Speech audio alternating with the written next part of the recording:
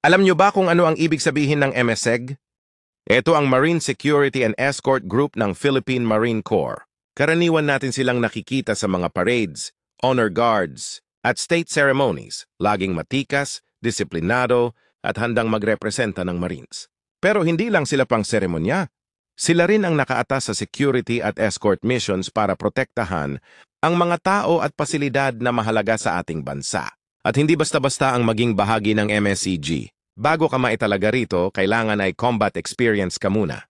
Ibig sabihin, dumaan ka na sa totoong laban at napatunayan mong kaya mong harapin ang anumang hamon. Kaya bawat miyembro ng MSEG ay hindi lang sanay sa forma at disiplina, kundi subok na sa aksyon. Ang MSEG ang tunay na simbolo ng professionalism at readiness ng Marines. Sa entablado man o sa mga kritikal na misyon, dala nila ang tatak na laging alerto, handa at matatag. Kaya kapag nakita mo ang mga Marines sa MSEG, tandaan mo, hindi lang sila nakatayo para sa parada. Bit-bit nila ang dangal ng buong Marine Corps at ang panata na Semper Fidelis, Always Faithful. MSEG, Marine Security and Escort Group. Hindi lang honor guard, hindi lang security.